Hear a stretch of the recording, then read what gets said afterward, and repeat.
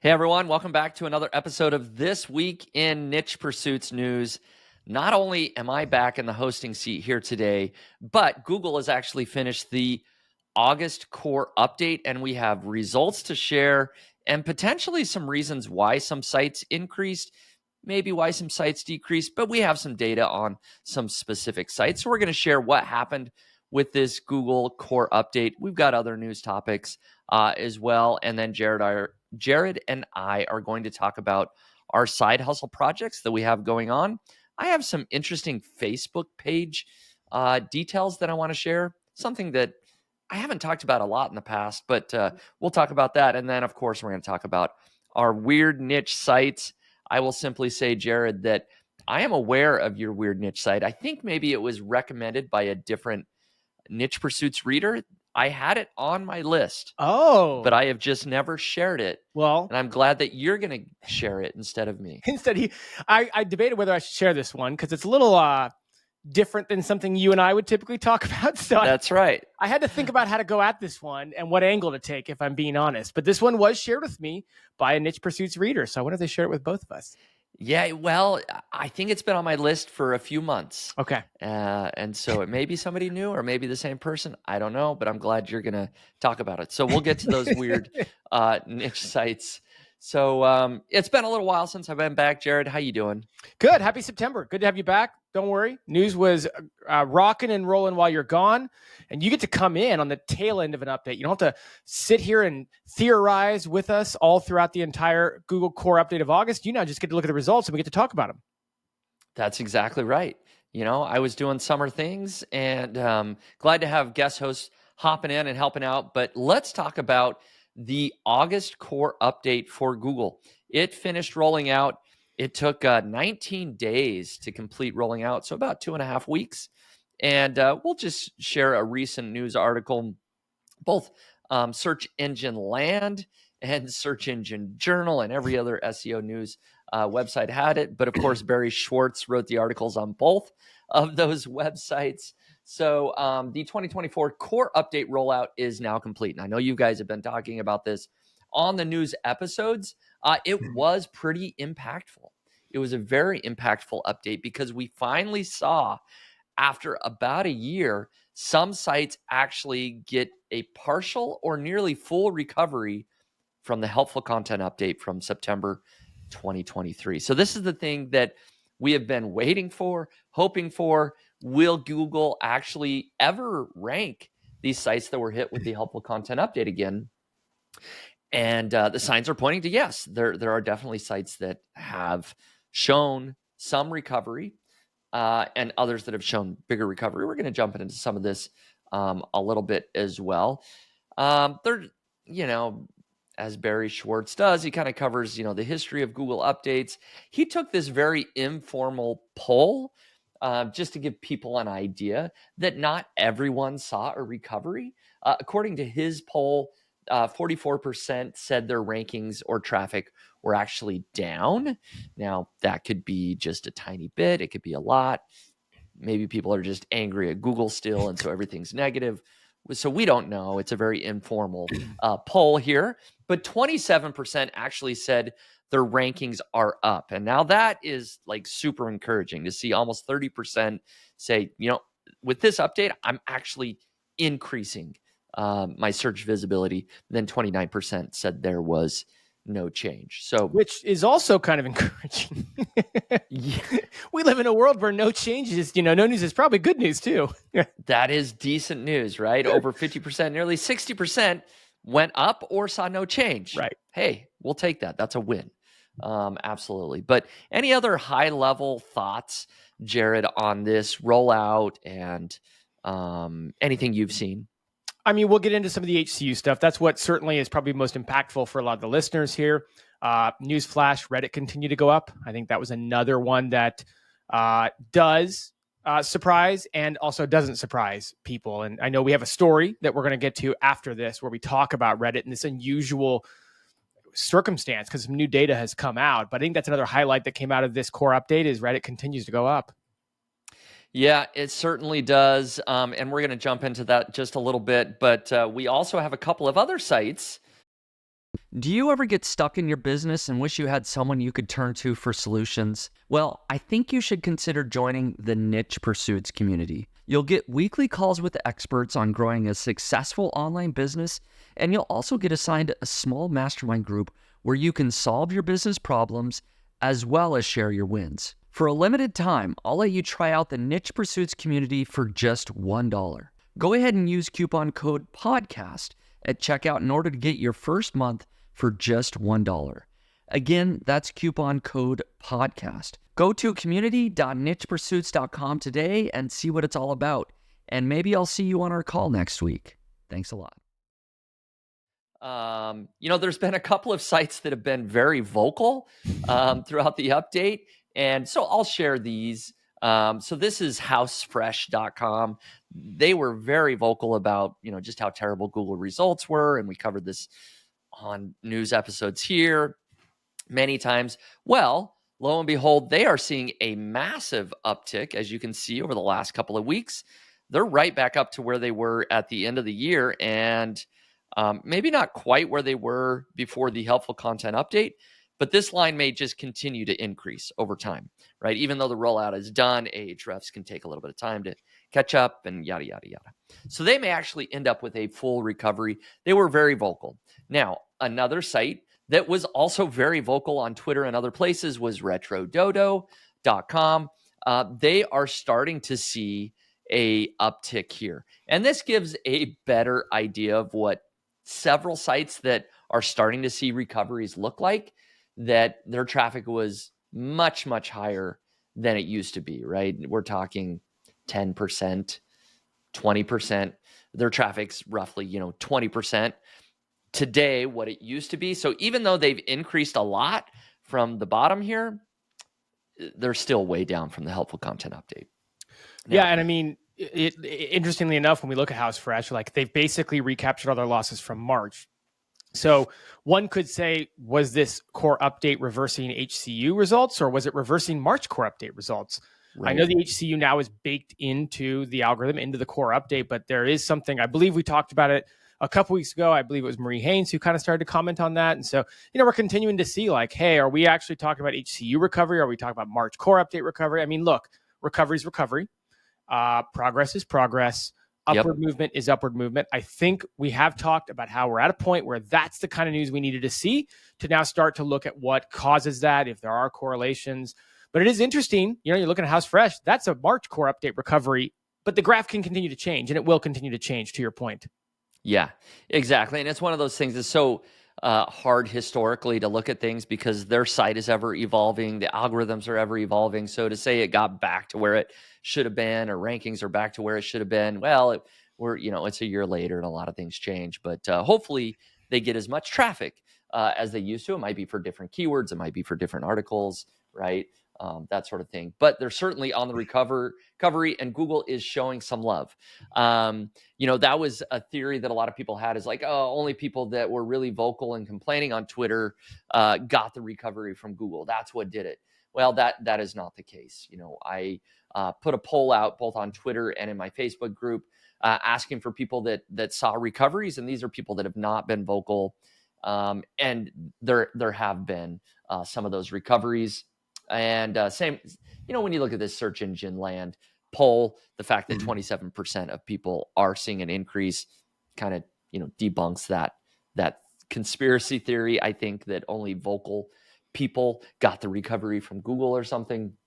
I do want to share one screenshot that somebody shared with me privately. And then Jared, I know you have some insights as well. And so we can talk about that for just a couple of minutes. So first, I'm not sharing the actual website, but I am just showing this graph here. This was shared with me privately. And I looked at the site. Maybe I won't even go into what the niche is just to keep it private, but you can see that this recovery is massive. Over the last couple of weeks, the August core update, they clearly were hit with the helpful content update. And they are actually, it looks like, maybe just over their peak before the helpful content update last year. So this is a big one because their traffic is actually higher now. And she shared with me some of the steps that she took to actually recover this site. She said she did update a lot of content. She has slowed down her content production. She's only doing like 1 article per month.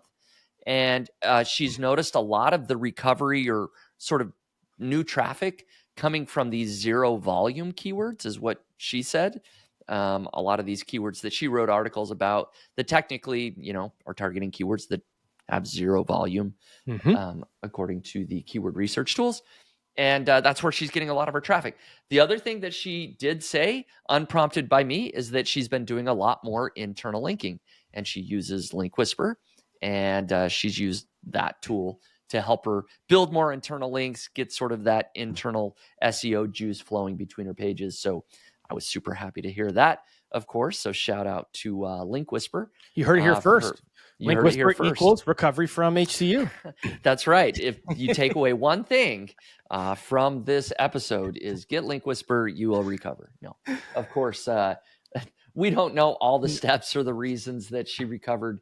That's just a few that she shared with us here. So, Jared, I know you had a couple of sites that you work with, and they've started to see an uptick. Yeah, I mean, we have access at my agency to a bunch of Google Search Console data for clients we work with, clients we worked with in the past and whatnot. So you and I were talking in prep for this episode, and I went and looked at some of the clients that have really won and was able to correlate some of the stuff we did. Now, I'm not saying that that's the reason if you do these things, this will equal recovery, but it's interesting to talk about the things we've been doing with them, or that they've been doing and we've been advising with them since the HCU happened. Here, this first site you can see. For them, let's see, they hired us. Obviously, you can see they got massively hit by the helpful content update. They ended up recovering about 3x in terms of their traffic. So they've improved about 3x from their low. They did a content plan, keyword research, deleted and pruned some content. And then over the course of about 6 to 9 months, we ended up building a couple dozen backlinks for them, and then writing and publishing about 50 new articles to help build out their informational side, their helpful side of their business. You can see they've had good recovery, 3x in terms of the traffic. Yep. But if you pull back, again, kind of like that retro dodo graph, like nowhere near where they were prior to the HCU. Right. The HCU from a peak of about, 1,500 clicks down to, well, down at the bottom here. I don't know what that is. 75 or so, 75 a day. 75 clicks a day to now, 400 to almost 500 clicks a day. So they still have a little ways to go, but it's got to feel good, right? To know like recovery is possible. Very encouraging. I think that's just what all of us were hoping for, is like, it is possible to reverse this trend. Yep. This is a classic kind of lead gen content site, if you're wondering. Another example, this is also like a content site, if you will. Same thing here, content plan, keyword research, and deleting and pruning of content. Also built about several dozen backlinks throughout 6 months, 45 new articles, 13 article updates. So you talked about in your example, they did a lot of article updating, a lot of content updating. So this site did a lot of content pruning or deleting, and then also content updates. So 13 article updates. They experienced just over 2x in terms of an increase in traffic. So their recovery was a little bit less than the first site we saw, but still improvement. But again, same kind of graph. If you pull back and look at post HCU, you can see that, again, somewhat of a similar chart in terms of traffic ranging up of 1,500 to 2,000 clicks per day.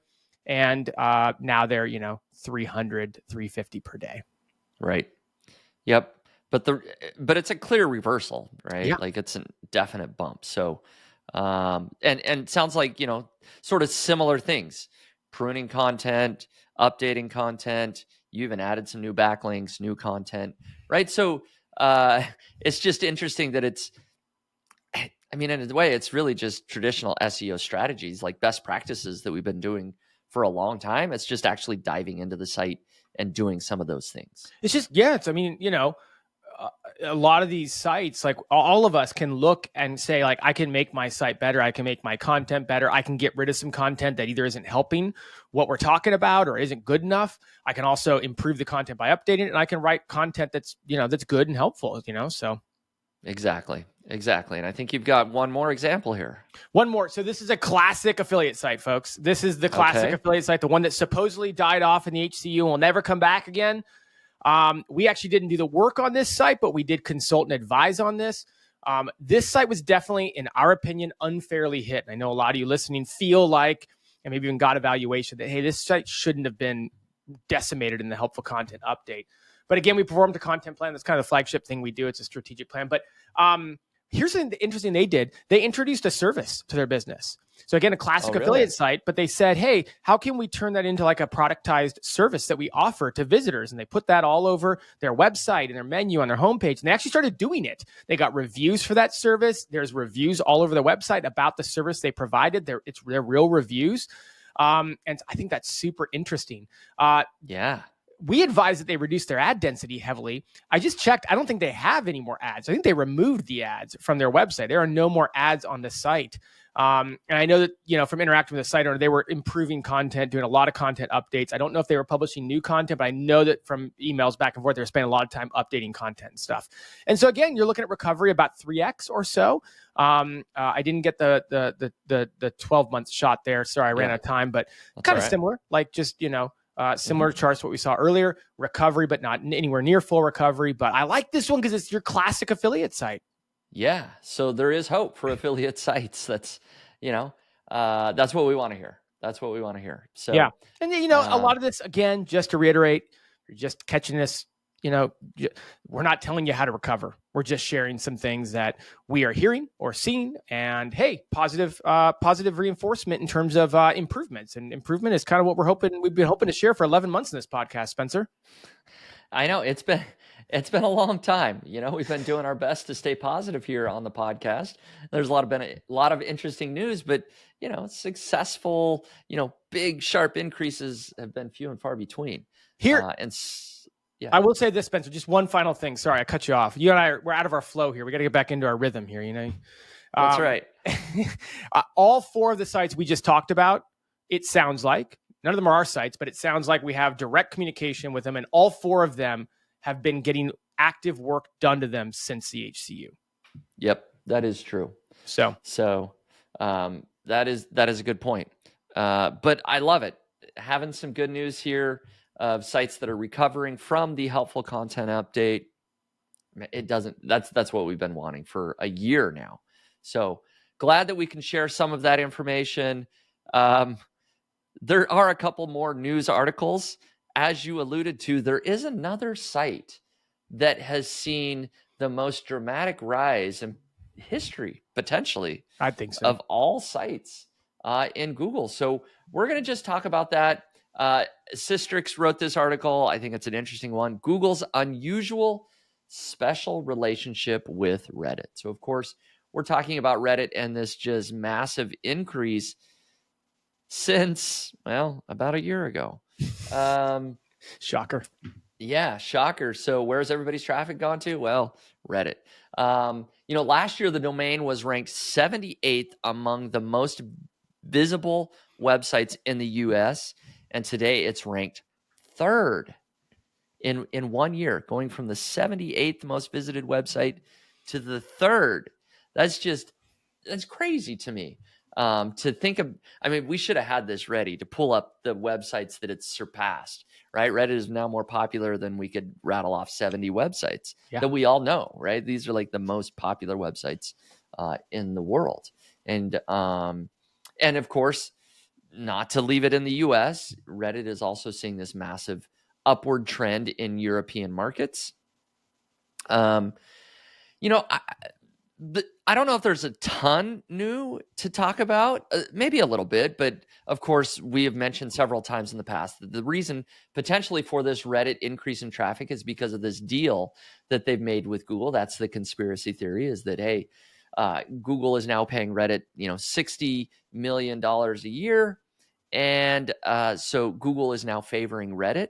But there is some evidence to back that up, that Reddit has blocked all other crawlers from crawling the entire website other than Google, right? So in terms of, gathering AI information and I guess even indexing it. And so there definitely is a strong business relationship between Reddit and Google, and the traffic sort of bears the fruit of that. Well, I think the most interesting thing here is the connection to AI overviews that the data, and again, I believe it was UK data, so it's not the US market, which is kind of their bigger market in terms of traffic and all that, but the correlation, because a lot of us assumed, and probably rightly so, that this deal with Reddit by Google was so that they could train their AI models off of Reddit's all of Reddit's pages, basically, and all of Reddit's content. And while they might be doing that, Reddit is not being cited in AI overviews. And this article talks about how, for comparison, Wikipedia is present as an organic result in 47% of AI overviews and is cited as a source in 10.4% of those. It talks about YouTube and such. But Reddit is only cited as a source in the AI overview in 0.056% of cases. Now, is this because Google did the deal, thought it would make for good training for AI overviews, and then all the debacles that we saw in May and June and July happened, and so now they've had to pull that back? Or is it because it was never intended to be a part of AI overviews? It's hard to say, but I think we all assumed that the AI component of Google was going to be using this deal they did with Reddit, and if it is, it's not in terms of being cited as a source. Yeah, it's really interesting. I mean, is the one potential conclusion that Google actually is using Reddit as an AI overview source? They're just not citing them. Maybe that's part of their deal for some reason. They just, because they know maybe people don't trust it, because it seems suspect. Or maybe you don't trust Reddit. It's Joe Schmo, that has a weird username, is commenting something. Well, and like you said, they got in trouble for citing Reddit and a lot of things that we shouldn't be trusting that result. Right. So it's hard. Who knows why, but it's odd, I guess. And I think that's a lot of what this data would show. Like, if Google loves Reddit so much that we look at that chart from above, why would they not? Because what are they doing? Systrix is pointing out, like, Wikipedia, one of the top 5 websites in the world. YouTube, one of the top 5 websites in the world. Why is Reddit not being sourced in the same or similar capacity? I mean, we could venture some guesses, but the data wouldn't make sense for that. Yeah, I think you hit the nail on the head the more I think about it, in terms of the debacles they had in May and June, right? When they, what was it? Put glue on your pizza or something. Yeah, glue on the pizza. There was cut off your arm. That was my favorite. You want to lose 10 pounds. That's right. Cut off an arm. Best advice ever. It gets cited, PR nightmare, New York Times, Wall Street Journal, everybody was having fun with all the bad answers that Google's AI overviews were giving. And a lot of that was from Reddit. So maybe we take from this that Google turned down that Reddit dial for at least sourcing the data, or at least citing the data, right? They don't want you to know it's coming from Reddit, or it really isn't coming from Reddit. So it's very interesting. And I think the title sort of says it all: the very unusual, special relationship that Google has with Reddit. There's something going on behind the scenes, but one thing we know for sure is that more and more people are finding Reddit because of Google. Yeah. I mean, we just got to stop saying it. Like, I didn't think the graph could go up any higher. And then look, August core update literally had to make a new graph for it. Yeah. It's incredible. So we have one final story here that we'll talk about. There's lots of other news going on, of course, but Google can't get out of the hot water here, right? This U.S. antitrust trial targets Google's digital ad business. Now, of course, we know that they had this initial judgment. Google was ruled a monopoly. But now with this antitrust trial, they're focusing on the dollars, right? Google's, the majority of where they make their money is through their advertising platform. I think it gives a percentage here. It's like 80 something. 75%. Oh, that one. Okay, yeah. Those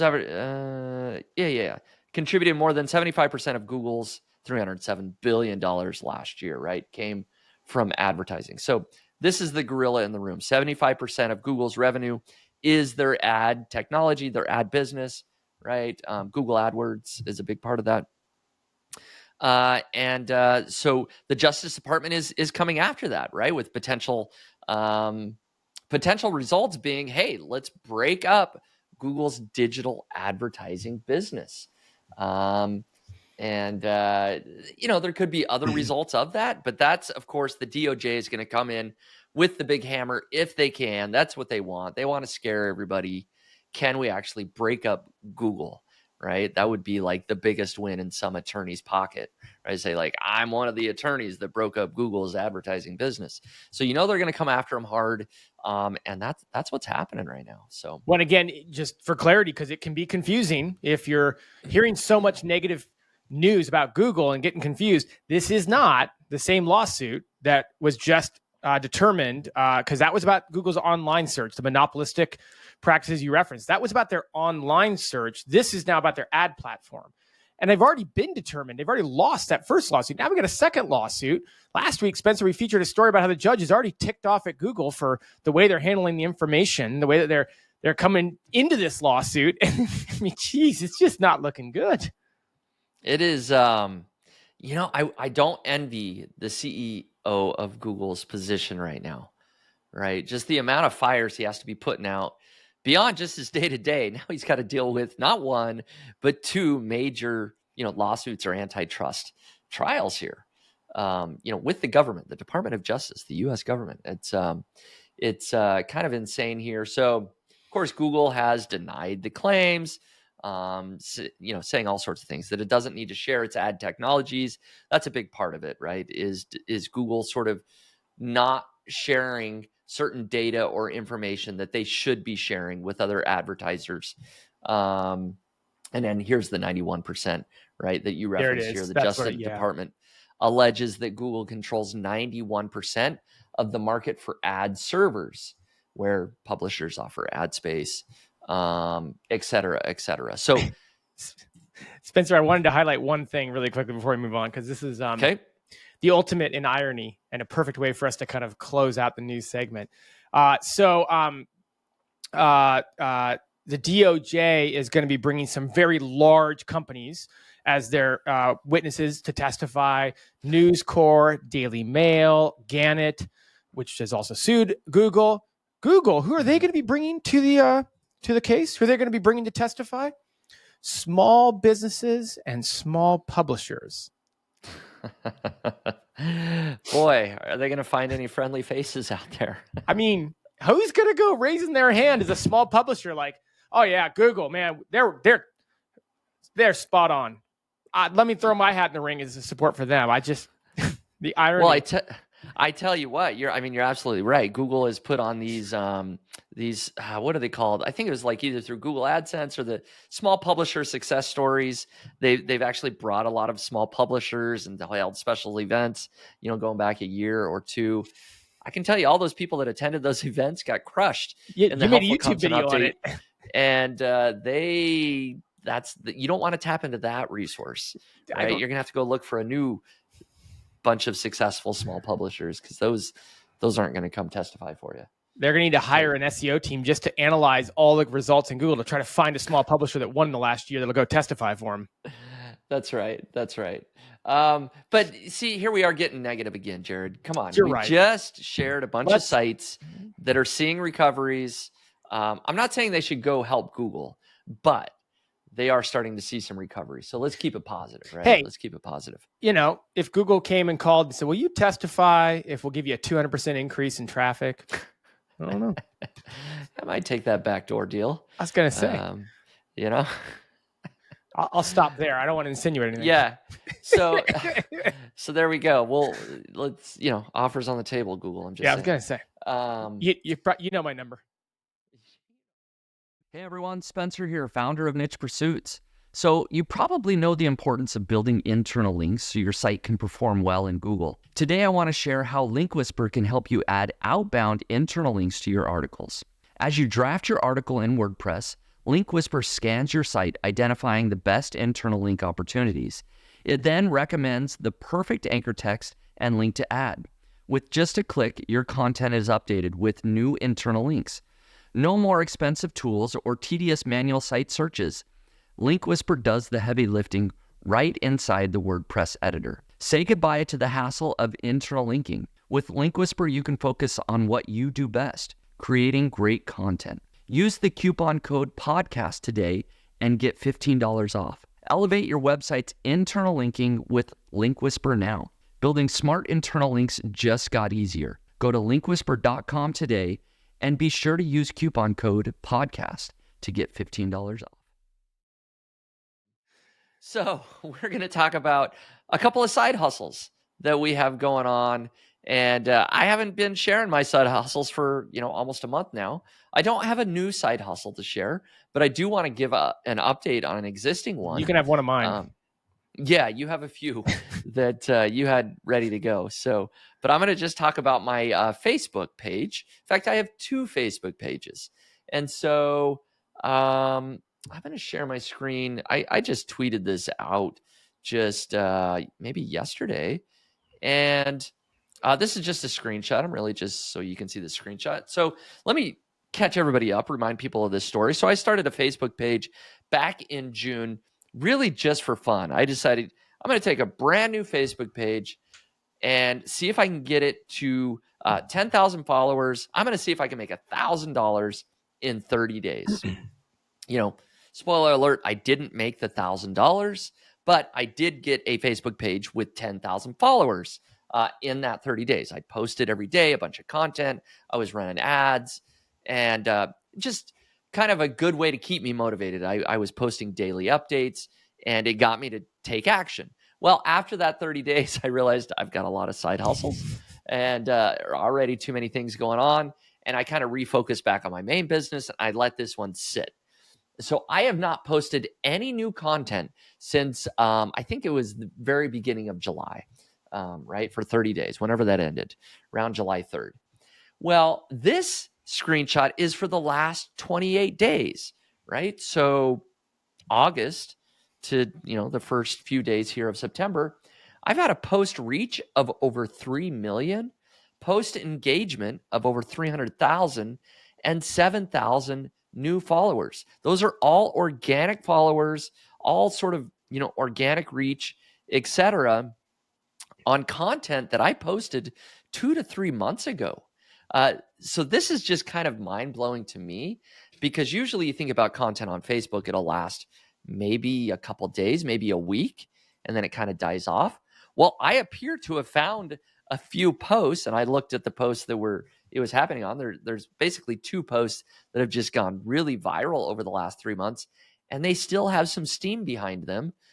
They've gained me 7,000 new followers without me doing anything for a few months.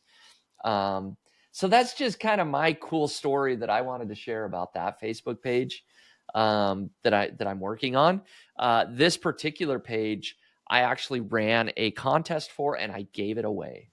I gave this Facebook page away. Somebody else now owns it. They just took it over a few days ago, and they're starting to plan, and they're going to figure out what they want to do with it. But I didn't have the time. But I don't want it to just die. So I gave it away really as part of the Niche Pursuits community. And he's now a member of the Niche Pursuits community. And we're talking about Facebook in the community for the next 6 weeks. So we actually just did a live kickoff call yesterday within the community, got about 50 people on a live call. And there's a lot more that are watching the recording that are all going to be setting goals for the next month. Kind of try and replicate what I did back in June when I created this page, where we're stating our goals publicly. We're doing a check-in every week. We're doing live calls every week. I'm bringing in Andy Scraga. I'm bringing in Brian Nagelli. And then as a community, we're all going to help each other, motivate each other.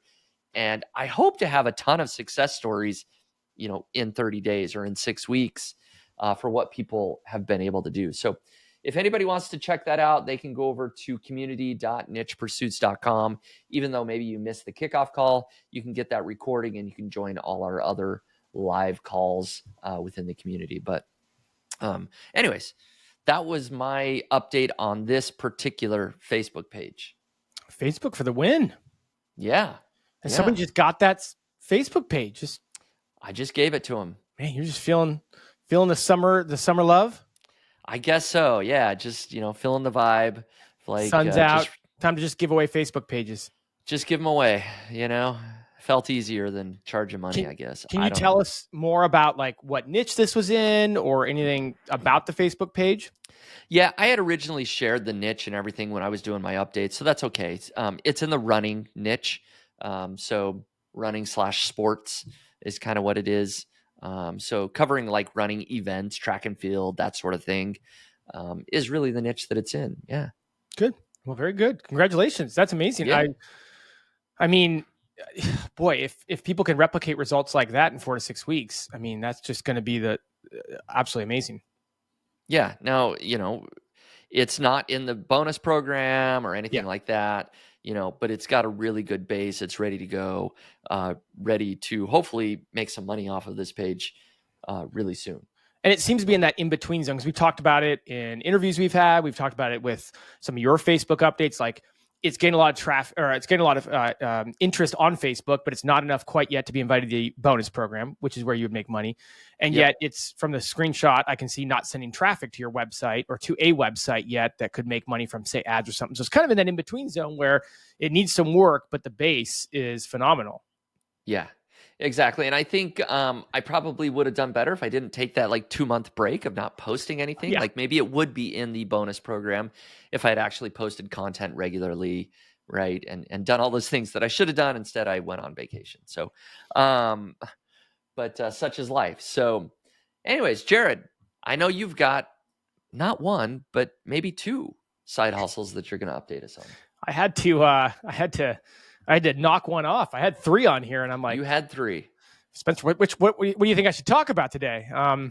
Yeah, there's been some fun stuff developing in terms of side hustles and that sort of thing. I guess the first thing, I shared it on Twitter as well this week or last week.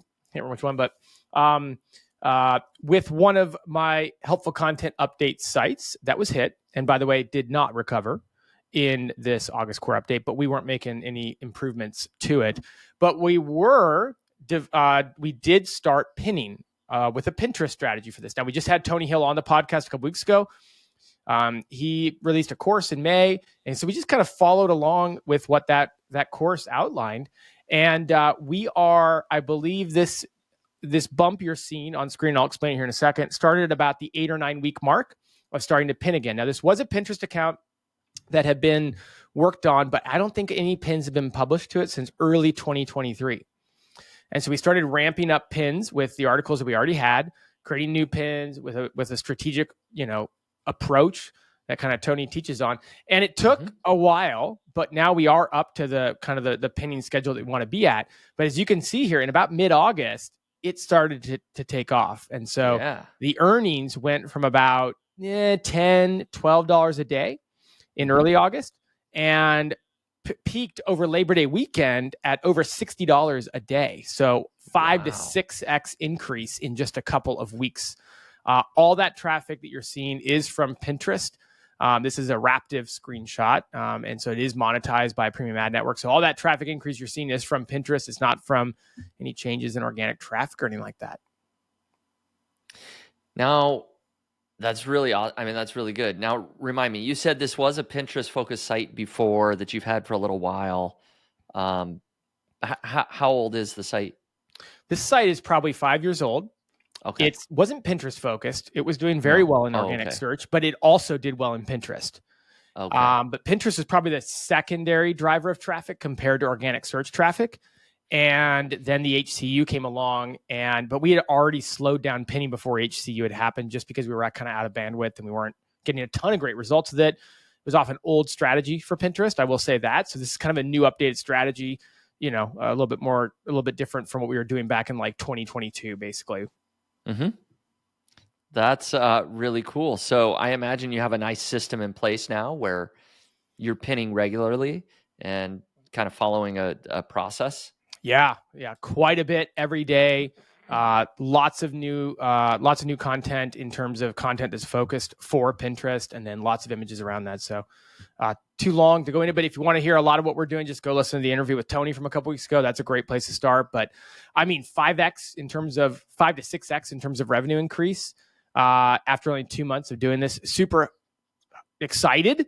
And it's funny because if you look at that graph there, like it got that initial bump there in mid-August. And so it went up to about 30 to 35 bucks a day. Mm-hmm. And I was already excited about that. I'm like, cool, Yeah. we're tripled. And then it doubled on that Boom. again. So yeah, it's, I mean, I'm kind of hopeful it keeps doing that at some point. Obviously it has to slow down at some point, but you're looking at a 5 to 6x increase in traffic. Not quite that big in traffic, actually, probably about a 4x increase in traffic, but it's also led to about a 5 to 6x increase in earnings. Yeah. Well, if that isn't enough success, you have another side hustle that I think you want to share some stats for. I'm not sure if you were aware, Spencer, but we had a great interview that released earlier this week with Thomas. I did know about this. Give me our time. Of course you did. Thomas joined us to talk about Medium and how he is writing for Medium, but also repurposing for Medium and all this kind of stuff. Now, again, I get to do these interviews sometimes over a month in advance. And when I listened to this interview, I was like, this is perfect, at least to take a stab at repurposing the weekly content I send out from my Weekend Growth newsletter. And so that's what I started doing about mid-August. I basically signed up for a Medium account and took my newsletter I email from Weekend Growth every week, redid the intro to make it more focused for Medium, redid some of the stuff in it, but really only spending about 5 or 10 minutes and then republishing that onto Medium. And so in the first week, which I'm about 2 weeks in, but the stats that I have are for about a week in, got over 1,500 views. They call it claps, kind of like likes. I got, just shy of 100 of those. But I think the big thing is that one of them ended up getting boosted because I submitted to a publication that approved it. And so I made over $100, I think close to $125 in that first week on Medium, basically just resharing what I already wrote for my newsletter. Okay. Whoa. How did you make over $100? Yeah. So you can make money a bunch of different ways on Medium. Thomas goes through it in the interview. One of them is just by putting basically ads or through their partner program. But another way is to get it boosted, which magnifies the reach of it. It goes out in front of a ton of people. And as a result, if you put that behind the paywall, then everyone who's reading it had to basically pay to see it. They had to pay to be a Medium member, and they share part of that revenue with you for every single view you get. And when it's boosted, it basically goes to I think Thomas said around 10x the number of people that would normally see your post. Yeah. Wow. This is fascinating. So you can almost correlate. I don't know the program super well, but 1,500 views, and I made over 100, almost $125. That's a pretty good RPM. That's a very good RPM. That's a lot. Yeah. So, well, there you go. And all of that from, repurposing content that you've already written anyways. So not a huge time investment.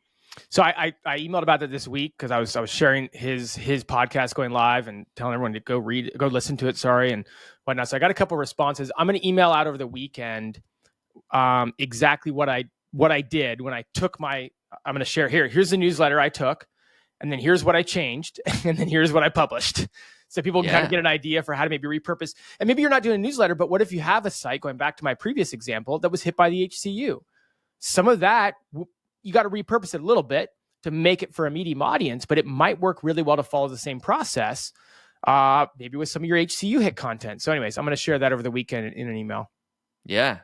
No, that's very good. And as you already mentioned a couple of times, if people want more depth into Medium, we just did an interview with Thomas Smith. We just released that on Wednesday. And so he shares a lot there in the podcast. And then he also has a more in-depth course that people can find, in the description of that podcast interview if they want more details. Yeah. It's exciting. And I'm a week or two in. So I'm no expert. I don't think, who knows, maybe I'll make more than that per week. Maybe I'll make less than that per week, but it's exciting to see the possibilities and kind of get that feedback loop. I think the first week in the Amazon Influencer Program, which I've always talked about as the quickest I've ever seen money from a side hustle, I think Medium just beat that. I don't think I was earning $100 in the first week. That's true. So that is fast. Exciting stuff. Well, that's why we do it. Get people's wheels turning, hopefully get them excited to go maybe try something out. Now, I have a little story to tell here. And it's going to tie into this weird niche site. So we're going to kind of segue with a story, but I'm going to get there in a roundabout way. So one of the weeks that I missed recording this podcast, we actually took a trip to Tennessee, and we did some whitewater rafting. And we took the whole family out. We had a blast. It was a great time. And our family was in a raft. It was 6 of us and a guide. And, sometimes the river gets a little slow at certain sections. You got like 5-10 minutes. You're just floating on barely moving water until you hit the next rapid. So we're chatting it up with our guide. And I think I asked her, well, how did you find this job? Do you like this job? How'd you find it? And she says, well, it was actually through a website called coolworks.com. And I said, oh, what's coolworks.com all about? My antenna's going up for, I like interesting websites. And she says, well, it's this website that basically posts jobs for seasonal work, for guide work. If you want to work at a national park, if you want to, do whitewater rafting, it's like adventure jobs or seasonal jobs and I guess everybody talks about it in this sort of industry. Everybody that's a guide or that works at national parks, they all know of this website called coolworks.com. That's where you got to go find the cool jobs. And so I was talking to my guide and I said, you know what? I have a podcast and we talk about weird niche sites. And I think I'm going to cover that website. Yeah. And so I'm going to cover this website. Coolworks.com is the website. Let me share it here on the screen. And the tagline is jobs in great places. And it's just what I described, that there's this resource. If you can find a job, you can look by national parks or cool regions, right? If you come in here, it'll find, beach jobs or Blue Ridge Parkway jobs or canoe jobs, Cape Cod, Catalina Island jobs, so you can search by location or type of job or national park, all these places that people might want to actually go have a vacation at, a summer vacation or a winter vacation, and you can actually work there seasonally. And so, yeah, it's a job board, but kind of has that unique niche, that unique angle.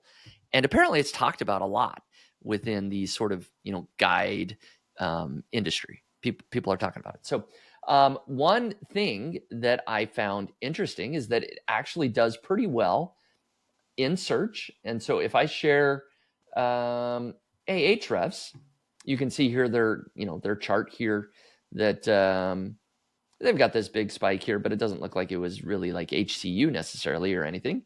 And so they're still getting, 40,000, 50,000 organic searches a month.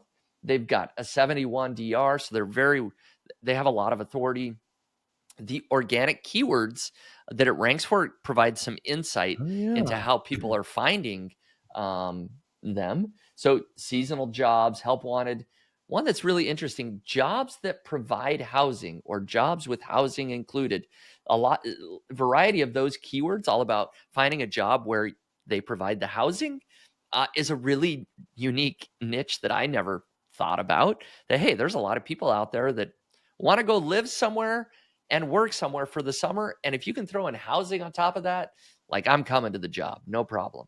So I can just see, somebody fresh out of high school or in college on summer break, they're searching. And I think most of the river rafting guides were college kids on summer break that was in Tennessee. They search for something like this, job that provides housing. I'm going to go live there, get paid, and have a good experience. So I have no idea how much money this website is making, but it's a really unique angle, gets a lot of search traffic, and actually is a really well-designed website. I think it looks really nice. I love this. This is so cool. I wish they'd had this when I was in college. Yeah, that's true. This seems right up your alley. Right? God, this is great. Well, they sell merch, Spencer. We never know how much merch makes. We always assume not much. Yeah, I'm trying to find ways they're monetized. I mean, in many ways, it feels like a job board. And I wonder if they monetize, kind of like the classic job board. I mean, we had, who was that? Was that Peter from the Dude Ranch? And then he had a Dude Ranch job board, right? and he talked about monetizing that. So that was interesting. That was probably 6 months ago now, but presumably maybe they monetize that way. And it's just a really cool site. They do such a good job of, like you said, it's really well designed. It's not our typical weird niche site in terms of how it's designed and laid out. Yeah. Yep. And I'm on their pricing page. So if you want to post a job, There you go. they've got different prices for single job or multi-job or packages that you can do. So I think that's probably how they make most of their money is the actual jobs that are posted there. And they've even got a job map. So you can just scroll through their map and I like that. If you want to come over here and it's like, I want to go work in,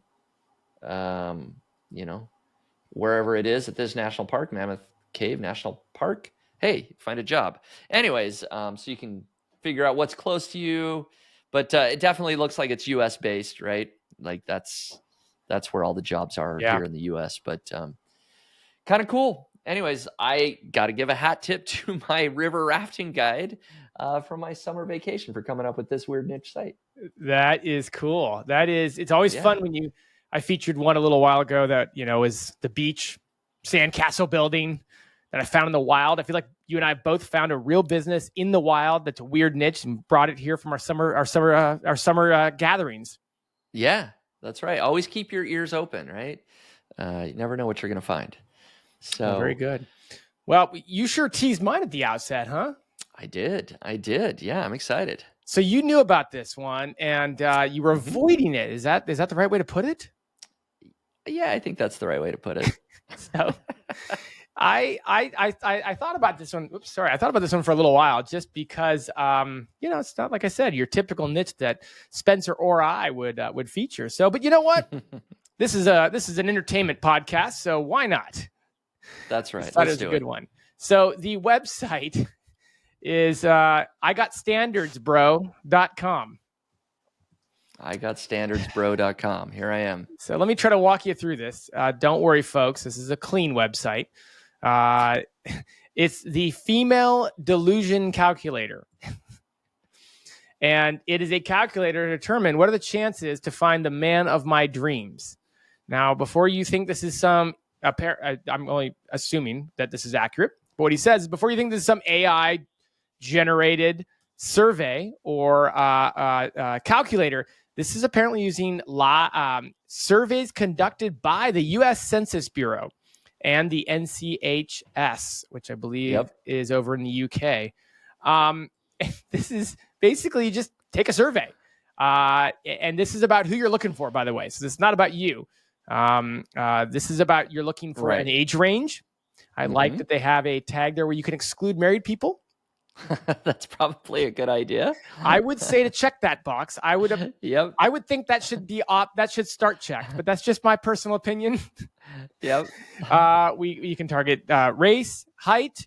You can check a box if you don't want to target someone obese. Exclude obese. It's terrible. Let's move move some of these around. Yeah, there you go. Move a few around. We'll go any race. Yeah, we'll go. I went any race when I took it, just to be clear. And the minimum income, we want 6 figures. We want 6 figures. You got to get into 6 figures, right? And so go ahead and find out, Spencer, for this subset of people you're looking for. So your ideal man is not married, any race, at least 5'10", not obese, and earning at least $100K per year. If you scroll down, let's see what the probability is. 1.1% of men meet that criteria, Spencer. So your odds are not very good, which is why you get a delusion score of 4 out of 5. 4 out of 5. You're basically a cat enthusiast. You just are obsessed with cats. That's what they're likening you to. That's how delusional you are about finding the man of your dreams. I'm a cat enthusiast. I don't know quite what to say about this, other than it's pretty funny. Well, let's do a couple things here. First off, scroll to the bottom and click on the About page. Okay. The gentleman goes to tell us why he came up with this. During my dating career as a man living in North America, I couldn't help noticing that women often have unrealistic expectations. They see themselves being passed around by those high-quality men they feel entitled to, and yada, yada, yada. Time passes. Options shrink and their standards don't change. Boy, he tells quite the tale. The female disillusion calculator. I guess this isn't for fun. This is actually a real tool that he expects people to use. The female delusion calculator is a tool that can help women discern what is realistic from what is highly unlikely. You got to set realistic expectations. I guess I can agree with that statement. Maybe So not yeah, I mean, I think quite both to the lengths he's both going, our but wives certainly set realistic expectations when they chose us. I guess that's a fair point. That's right. In terms of, let's talk about, is this site ranking? It's a DR21. It's got over 2,000 backlinks, hilariously enough. It's grown over the last year. Ranks for 651 keywords. Here's the funny thing. It gets, I just moved past it. It gets over 30,000 organic search traffic per month, according to Ahrefs. That's amazing. Yeah, I'm 651 keywords. So apparently the term female delusion calculator is searched 13,000 times per month. And of course, they rank number 1 for it. They probably invented that phrase, right? I have to assume. Well, if they did, they invented it pretty well because, that's a lot of search traffic. They also rank for keywords like build a man calculator. Oh, great. There's a whole rabbit hole here that you could probably just go deeper and deeper, but I think we're probably good stopping at this website, right? Final thing, and I included a link for it in the agenda. I thought this was interesting. They're indexing their calculator results. And so yes, your result that you just got right there is indexable and not get a lot of search traffic, but they're getting some traffic. Like some of these are getting traffic, which I didn't deep dive, but I think that's kind of interesting. Like, are people I'm wondering what some of these pages, these search results, these survey results are actually ranking for in terms of keywords. Right. Well, it gives you the kind of the top keyword here. They're all very similar. That's what I mean. But as an SEO, I would say they shouldn't be indexing these pages because it feels like cannibalization. But a little bit. I'd want to deep dive it a bit, but pretty minimal traffic. In terms of revenue, there's ads everywhere. I didn't see any other way, but there's just ads everywhere. There's interstitials, video ads, bottom footer ads, ads across everything. So it's got to be one of these things that's just monetized by ads. It must get enough traffic that it probably makes some money every month. Right. And I mean, this is just organic traffic that we're looking at, like 32,000 visitors a month, right? I don't have SimilarWeb pulled up, right? But it probably is getting double that traffic, direct type in traffic or links, right? So it's maybe making couple thousand bucks a month just on ads. I would assume so. And it's not a terrible looking site. I've seen worse survey sites. Let's put it that way. Yeah. I think there's a lot that we could say about this website, but I appreciate that you kind of towed the line a little bit, and maybe we'll just kind of leave it at that as far as the discussion. So there's a whole lot of assumptions and really interesting things that could be said about this calculator. I'll just say, don't deep dive the keywords. That's probably a good piece of advice. Would be my assumption. I'll leave it at that. So you did it, Jared. You were willing to tackle the weird niche site that I just wasn't quite ready to tackle. I always felt like I had one other. It's like, I'll do that one instead. So I marked it off my list and it's done. So very good. Well, I am reaching the bottom of my list that listeners have sent me. So, I was getting a little less picky. Let's put it that way. So need to get some fresh URLs in the boat here. Yeah. I love the idea of calculators, of sort of niche, way to segment things, which, this weird niche site fits into that. I think there's probably still hundreds maybe of other like weird calculator ideas that are out there. I don't know. Spencer, one of these, get this thing circling around a college campus. Who knows? Who knows? Exactly. That's probably how it started. Exactly. Well, very good. I think we've covered it all here. Certainly the weird niche sites, the side hustles, and the news. So we'd love to hear any more success stories that people have out there. If you've seen an uptick in traffic, let us know. We'd love to, either talk about it here on the podcast or at least, look at it. We always love the positive stories, so keep them coming our way. With that, it's good to be back, Jared. And until next time, thanks a lot. Have a great weekend, everyone. All right. Thank you. Hey there, thanks so much for listening to the Niche Pursuits podcast. Did you know that Jared and I are members of a private group called the Niche Pursuits Community? And today I want to share with you how you can join for just $1. The Niche Pursuits Community is a private members area for niche online publishers to mastermind and grow their businesses together. We hold weekly calls live with experts where you can ask questions. These experts share tips on Amazon Influencer, Google Discover, building email newsletters, getting traffic from Facebook, and other strategies to grow your online business. You'll also be assigned a mastermind group of 4 or 5 other people in a similar stage in business as you. Dive deep into your business issues and get your problems solved. If you use coupon code PODCAST at checkout, you'll get your first month for just $1. Go ahead and give it a try. Come join me, Jared, and lots of other digital entrepreneurs inside my private group at community.nichepursuits.com. And be sure to use coupon code PODCAST. I'll see you on the inside.